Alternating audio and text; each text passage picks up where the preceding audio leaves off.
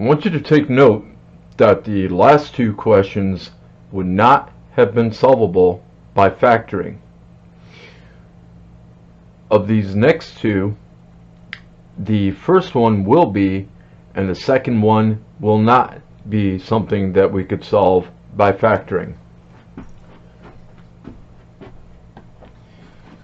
The point is to take advantage of the fact that something is squared. And although we have 3 added to x in this case before we square it, the part that's being squared is isolated. Take advantage of that and apply the square root property in this case right away.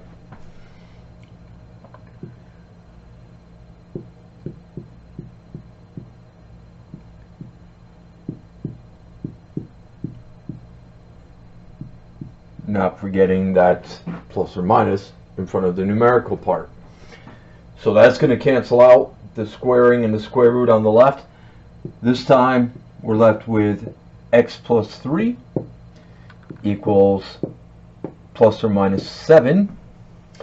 And then if we split that into two cases, the negative case, x plus 3 is equal to negative 7, or x plus 3 is equal to 7. In this case, the quote symmetry is going to be destroyed. We're not going to have two answers that have the same absolute value. So we actually have to write that we're splitting these into two cases. Then in each of those subtract 3. Well, negative 7 minus 3 is negative 10, while positive 7 minus 3, that's equal to 4.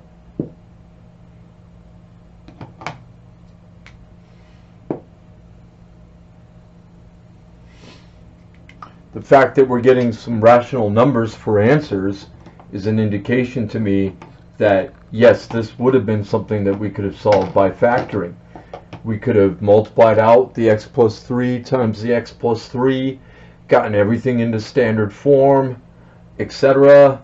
I'm not going to show the work here, but you would have had x squared plus 6x plus 9 equals 49.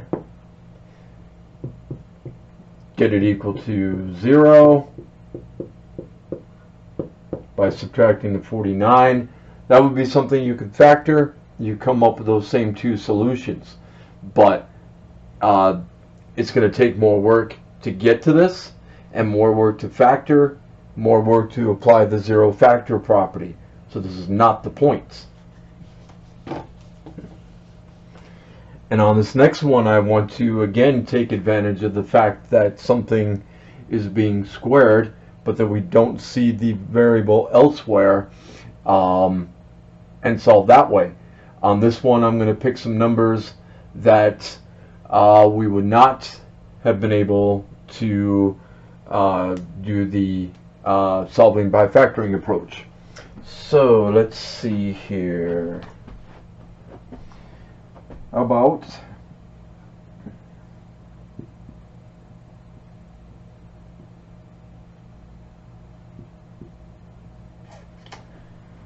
let's see. Okay, so we have something that is being squared, then multiplied by 3, then add 1 to get equals 37. That last step of arithmetic is going to be the first thing to get rid of. Subtract the 1.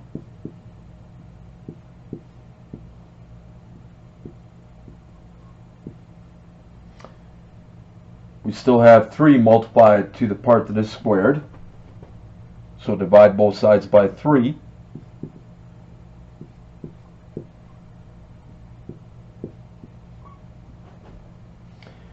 Now when you take the square root of both sides, and by the way, we know that's going to get rid of the squaring here, so I'm going to stop writing it.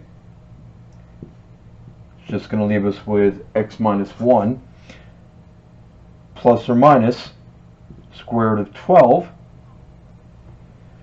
Isolate the x.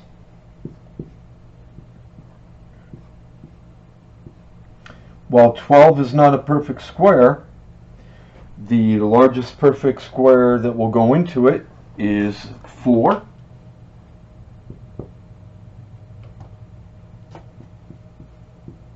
It'll go in 3 times.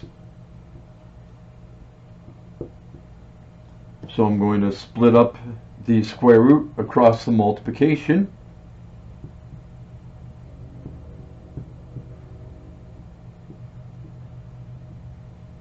And the 4 we can take the square root of. The 3 is still going to be trapped in square root prison. So 1 plus or minus 2 square root of 3. By the way, 2 things. First of all, the fact that we're coming up with square roots in our solution is what's telling me, no, if I had multiplied this all out, gotten everything on one side equal to 0, etc., I would not have been able to solve that by factoring. Number 2, back on this previous question, when we had this, I could have subtracted the 3 from both sides. And then in this case, because I was able to get rid of the square root completely, then I could have done 2 cases. Negative 3 minus 7 is negative 10, and negative 3 plus 7 is 4. It is not necessary to split it up into 2 cases on this one. I'd have to check whether on MyLab Math that they want you to type it separately. If they do, then what you would want to type is the following.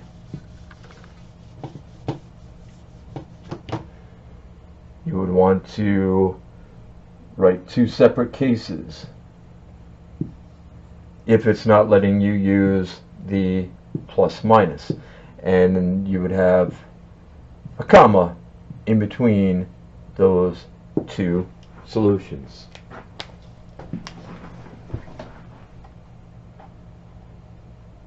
On the next part, I will explain what I did earlier when I squared everything out and talked briefly about the factoring approach, how I did that so quickly.